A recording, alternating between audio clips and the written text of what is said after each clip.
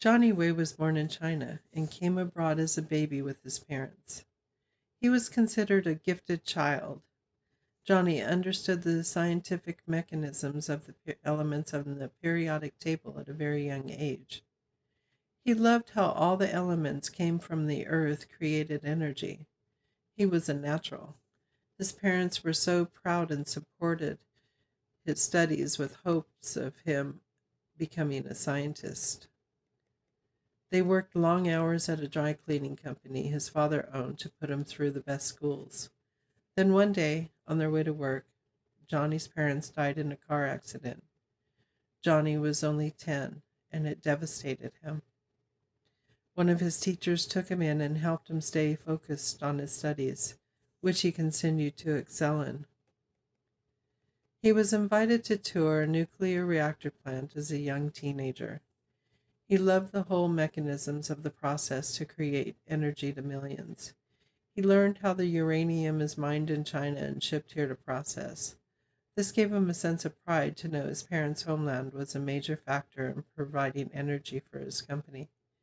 He knew then this is what he was going to do for a living. Johnny continued his education at an accelerated pace and started working at the same nuclear plant he toured. He was the youngest employee there and worked his way up to the ladder at a fast pace.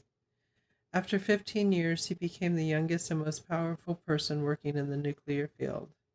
He was revered by his older peers and often sought after for consultations and speeches. Everything was going Johnny's way. Johnny was on the plane to China on a rare work trip when he met a beautiful woman named Razia. Razia was flying to China to learn more about the energy-efficient systems that were being designed, while Johnny was giving a lecture on nuclear energy. The two listened to each other's position and respectfully disagreed with each other. Razia did give Johnny her business card, which Johnny thanked her for, glanced at, and then put away in his wallet with the intention of discarding at a later time. In China, Johnny heard about a nuclear power plant that was built inside a mountain during World War II.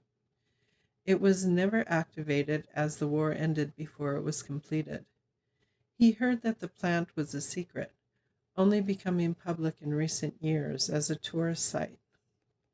Curious, Johnny decided to take a look for himself. To his surprise, he found the town closest to the site was where his family came from. He could not believe the coincidences. He felt even more fortunate to have been born near a mysterious nuclear site, and he could also find out where his parents came from. When Johnny entered the town, he noticed how poor the residents looked. It was a town in the countryside, and many of the houses were run down. He stopped a woman who was carrying a baby towards a small house and asked about his family. The woman pointed towards a row of houses and told Johnny which one to go to. As Johnny made his way to the row, he noticed how impoverished the houses were. He saw an older woman smoking a pipe, a child playing with a paper dragon, and a couple of men sitting together talking. Everyone stopped and watched him as a stranger in town. He walked up to the house the woman told him to go to and knocked on the door. A middle-aged woman opened the door and was surprised to see a well-dressed man at her door. Johnny noticed how much she looked like his mother and felt a familiar connection to her. He introduced himself to the woman and told her his mother was her relative. The woman's face warmed to him, and she recognized the family's resemblance in him. She welcomed Johnny with open arms and tears in her eyes. She told Johnny she was his aunt, her mother's younger sister, Sung. She opened her home to Johnny and fed him fish and fresh vegetables. She brought endless amounts of tea as they talked about their lives. Johnny shared how his mother and father were killed. This brought tears to Sung. She never kept in touch with her sister after she left the country and missed her very much. Johnny reassured her her mother missed her also. He told her how his mother talked about her home village, and he could tell she missed her family. After a couple of hours, two men came in the door. Sung jumped up and introduced Johnny to her husband, Aang, and their teenage son, Jun. They had been in the fields working and were happy to be home. They were surprised to meet Johnny and welcomed him like royalty. They all ate, talked, and laughed together. But when Johnny told Sung and her family what he did for a living and why he was in the village, their demeanor changed. Instead of the overwhelming joy Johnny felt, now there was shock and silence. When he asked why their mood changed, Sung excused herself and went into another room. Aang told Johnny the nuclear site is a reminder of a bad time in the area. He explained how many men joined the military to fight the war were instead used to build a nuclear site. They worked many long hours like slaves to build something they thought would help win the war, and they never knew what it was. Johnny could not believe what he was hearing. How could nobody know? Sung and Anne must not understand what he was talking about. But Anne continued explaining how many men died while building the site. Only a small fraction of the men have been accounted for. The government has denied the real casualties, one of who was Johnny's uncle. He enlisted to fight the war and was placed on a work detail inside the mountain. Nobody has heard from him since. When Johnny's father was pressured to join, he took his wife abroad and nobody had heard from them since. Aang told Johnny he knew all this because he also worked on the project. It was the only way he could make a living to marry Sung. As he spoke, his voice cracked and tears welled up in his eyes as he told Johnny a tidbit of what happened at the nuclear site. Johnny was dumbfounded. Aang went on to explain how the work had destroyed much of the countryside and is now finally starting to recover. Johnny scoffed at the thought of the countryside being important. He felt the elements were more important. Aang squared his shoulders at Johnny and told him the land, the plants, and the animals are a major factor in people's lives there. He continued on explaining how much the people suffered. The destruction the military caused the countryside almost left the town in ruins. He hung his head as he told Johnny of the guilt he carries for his part in creating the site. Tomorrow morning I will show you. We will walk up to the site, Aang said softly, but now we must sleep. As Johnny lay on the makeshift bed Aang made for him, he questioned everything he heard from Aang.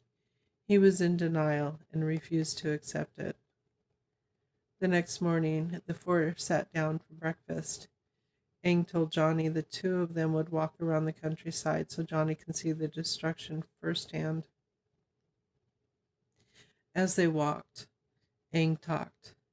He pointed out areas in the hills that were blasted with explosives to get heavy equipment through. Johnny could see the gaping holes in the earth. Aang showed him where the river used to run through the area. It was redirected in order for the riverbed to become a road for the trucks and tanks. He explained to Johnny how the river helped create life for the plants and animals and the villagers. Now it has been dried up for so long and nothing has replaced it. It has taken away the life around it. Closer to the actual site, Aang showed Johnny the residue of the toxic waste created by the machines to build the site. The ground lay scarred and barren, but it was not always like that. The area was once a thriving countryside with beautiful crops, a flowing river, and scenic mountains to protect against the elements. Now it is barren, scarred, and exposed. The people who are still here are suffering. The earth is our life source, and it is damaged by this creation. We are damaged by this creation, Aang said softly. It was time for Aang to go to work, as Aang's minimal wages were necessary for their livelihood. He shook Johnny's hand and they said their goodbyes. Johnny felt overwhelmed. He stood where his mother and father stood and lived, but it was not the beautiful land his mother would tell him about as a child. Now it was depleted. He had no idea the levels of the effects of the damage could do. He was never exposed to that side of his job. He was always directed to produce more. More what? He wondered. He knew that mining for nuclear power is the least destructive mining there is, and the power that it produces is the cleanest, but the waste is the most destructive. If the countryside is taking years to recover from the building of a site, how long would it take for the countryside to recover from the waste? It would be thousands of years. The more he thought about it, the more he felt like he was betraying his dead parents and uncle. As he went back to Aang and Sung's home, he took all the cash he had and left it on the table and caught a flight back to the States. On the flight back home, Johnny reflected on how he was not honoring his parents' courage to leave everything for their beliefs, and he was still shocked to find out he had an uncle who died doing what he was told was right. Johnny had some life-changing decisions.